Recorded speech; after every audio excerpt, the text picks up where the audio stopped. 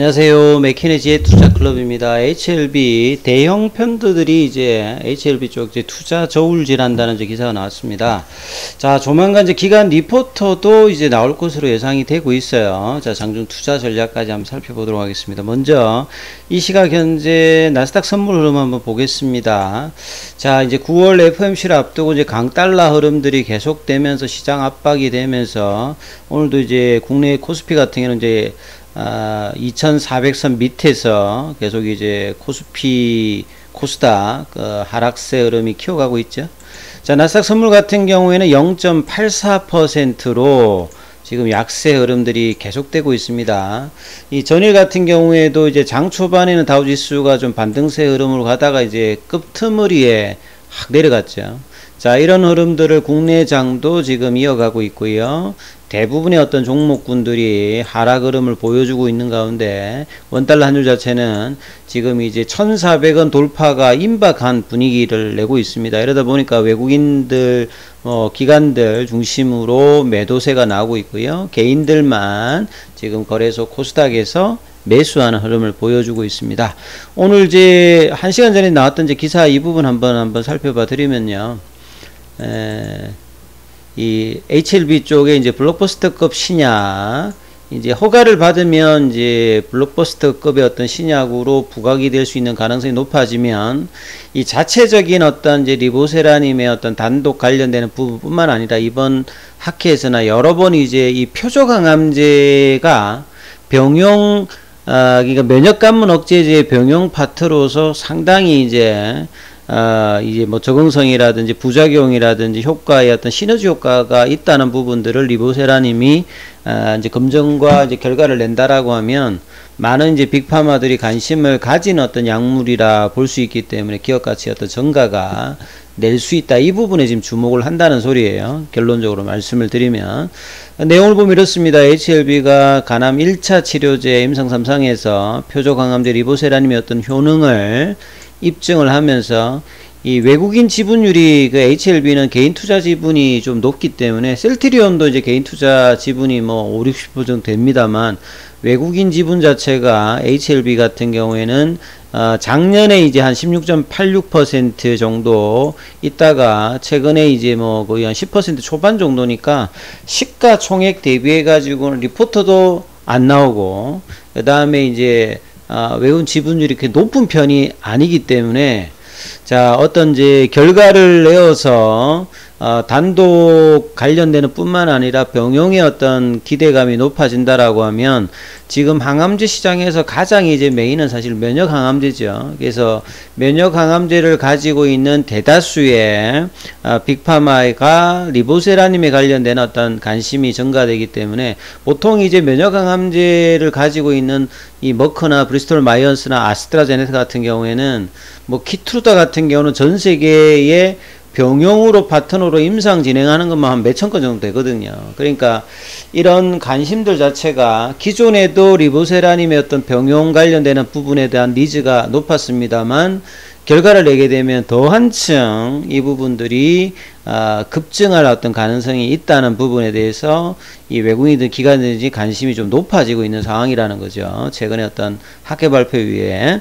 그래서 HLB의 표적항암제 리보세라님의 어떤 성과에 따라서 외국인 지분율이 가파르게 증가할 가능성에 대해서 지금 코멘트를 했습니다. 그리고 기존의 리보세라님 어떤 단독 파이프라인에서 지금은 이제 뭐 지분 투자를 통해서 뭐 아필리아라든지 그 베리스모와 이뮤노믹 관련되는 부분에서 교모세포종이라든지 면역항암제까지 많이 이제 좀 확장을 좀 시켜놔 있는 상태니까 포트폴리오 입장에서도 좀 이전보다는 안정감이 있고요. FA의 헬스케어 사업 부분이 내재화 시키면서 상반기에도 실적도 지금 사상 최대를 흐름하면서 이전과는 조금 이제 기업의 어떤 레벨이 좀 달라지고 있는 부분들은 이런 부분들이 이제 기관과 외국인들의 어떤 수급의 어떤 기대감들이 장기적으로 기대될 수 있는 부분이다. 이렇게 봐야 되겠죠.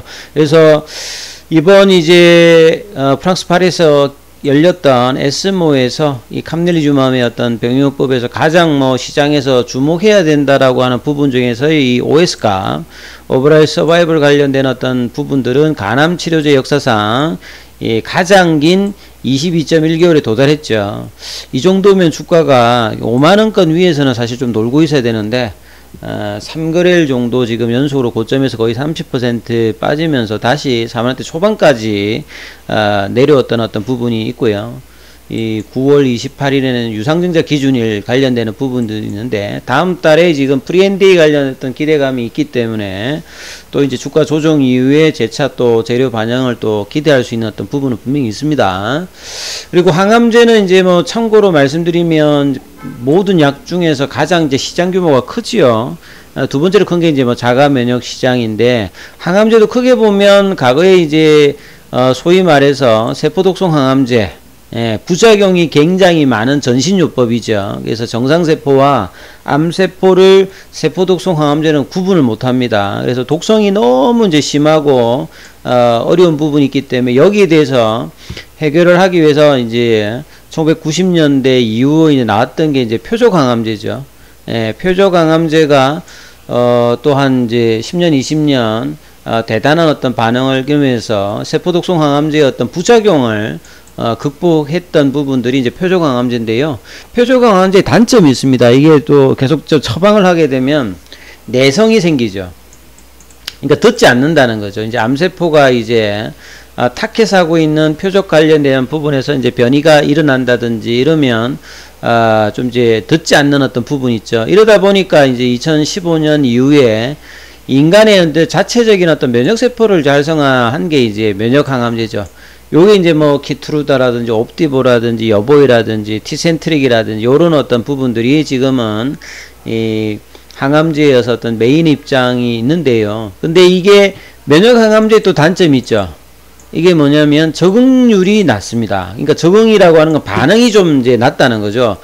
어제도 제가 한번 말씀드렸습니다만 반응이 이제 종양은 미세 암에 이제 종양 미세 안경이 있어가지고 뭐 혈관을 막 형성을 한다든지 그 다음에 면역세포가 인지를 못하게끔 여러 이제 작용을 하기 때문에 이런 어떤 부분이 있는데 그래서 종양 미세 환경을 덜어내게 되면 면역항암제가 이렇게 활동을 할 수 있는 핫튜머로 이제 바뀌거든요.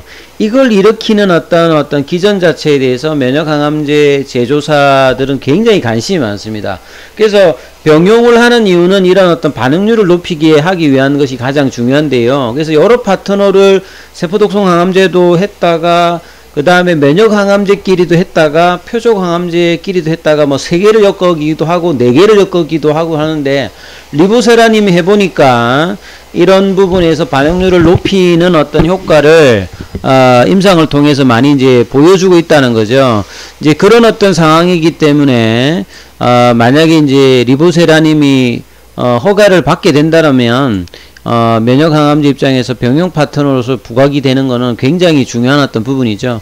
2017년, 2018년도에 주가가 가장 많이 이제 올라갔던 부분들이 이런 어떤 기전인데 여전히 이제 면역항암제가 중요하기 때문에 리보세라님의 이번 결과는 여전히 뭐 의미가 있다 봐야 되겠죠. 그래서 리보세라님의 확장성 관련되는 부분, 단독이든 병용이든 여러 암종에 관련해서 확장할 수 있는 부분이 가장 매력적인 부분이죠. 뭐 기타 뭐 이제 부작용이 좀 떨어진다든지, 가격이 싸다든지, 그 다음에 표적 치료제 입장에서 신생혈관 억제제는 암종에 상관없이 공통된 타켓을 하기가 좋기 때문에 이번 간암 관련되는 부분에서도 효과를 냈다라고 봐야 되거든요. 그래서 지금 HLB 입장에서는 간암 외에도 지금 선양 남성한 기존의 이제 임상 데이터가 이제 완료되었던 위암 그리고 기타 뭐 난소암이라든지 유방암이라든지 뭐 폐암이라든지 여러 암종의 어떤 이 단독이든 병용 관련되는 부분들을 좀 더 엘레바토로피스에서 이번 이제 유장증제를 통해 가지고 좀 더 활발하게 하겠다는 부분이죠. 그래서 중국 쪽에서도 데이터가 좋아지게 되면 삼상을 좀 더 확장하는 어떤 3 모델을 계속 이제 진행을 하고 있다는 봐야 되겠죠. 그래서 간암 1차 치료제는 여러 이제 글로벌 제약사들도 도전했습니다만 OS값 확보에 많이 실패를 했던 부분이었기 때문에 이번에 이제 성공을 해서 허가까지 이제 최종적으로 나온다고 하면 이런 어떤 기술력 입증을 하는 부분이 분명히 있고요. 그래서 이번 임상 과정에서 결국 이제 에스모 하이라이트 논문에도 지금 선정이 되었고, 그래서 이런 이제 다국적 제약사들과의 미팅도 있다라고 이제 현재 기사도 나왔는데요. 향후에도 좀 더 활발하게 벌어질 가능성이 높지요. 그래서 이런 어떤 부분에 외국인뿐만 아니라 기관 투자자들도 관심이 높습니다. 그래서 HLB에 대한 어떤 분석 리포트가 한동안 안 나왔는데, 향후에 이제 좀 준비되어서 시장에 이제 나올 가능성이 제가 볼 때는 높습니다. 그러니까 한 곳이 아니라 여러 군데서 이제 이후의 어떤 과정에서 이제 목표가라든지 기간 매수라든지 장기적인 어떤 흐름을 나올 수 있는 어떤 부분이 나오거든요.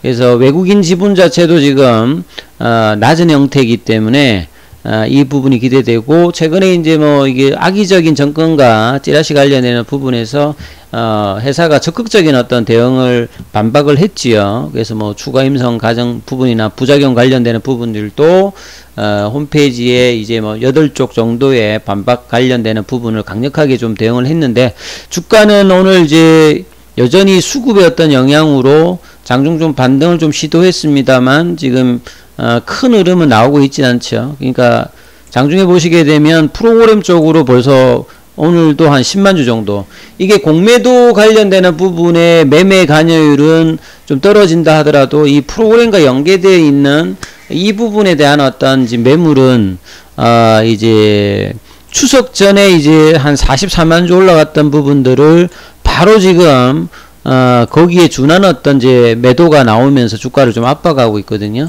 그래서 어제도 말씀드렸습니다만 지금 단기적으로 가장 중요한 라인은 45,000원이죠. 그죠? 이 연봉이 시가이기도 하고, 이전에 제가 이제 박스권을 올려 놓았다라고 하는 그 부분의 어떤 박스권 하단인데, 이게 이제 한 42,000원이면 이전에 어떤 이제 박스권이죠. 그래서 유중 관련되는 이야기가 나왔을 때 나왔던 그 어떤 흐름의 가격이거든요. 그래서 뭐 차트상으로 보면 쌍바닥을 낼 수도 있는 흐름인데, 거래량이 나오면서 좀 빠졌기 때문에 빠르게 돌리느냐 아니면 천천히 돌리겠느냐. 근데 가격권에서는 45,000원이 5장이 어떻게 되겠습니다만 모르겠습니다만 한 45,000원 정도가 맞추어져 가지고 종가를 좀 회복하게 되면 그나마 좀 이제 주가가 좀 버티는 어떤 가격으로 가 있죠. 그래서 이후에 이제 다음 달에 어떤 NDA, 프리 NDA 관련된 모멘텀도 있고, 그 다음에 이미노믹의 또 이제 탑라인 발표를 또 10월 달에 예상을 할 수 있는 어떤 흐름들이 여전히 있으니까 수급상의 압박이 있더라도 또 이제 이 4만원 이제 요 한 42,000원, 43,000원이 아니라 45,000원 정도 있다라고 하면 이 45,000원에서 5만원 라인들은 언제든지 또 이게 넘어갈 수 있는 라인들이거든요. 이 흐름들을 좀 잡는지 오후장에 좀 관심을 가지시면서 흐름들 보시면서 투자 대응 전략을 좀 삼으셔야 될 것 같습니다. 이제 이 과정은 이제 다음 주 한 수요일 정도까지 45,000원에 안착하느냐 여부를 계속 이제 확인하는 어떤 시간들이 있을 거다, 이렇게 좀 예상이 되어져요. 자, 이 부분 좀 참조하시면 될 것 같습니다. 여기까지 하겠습니다.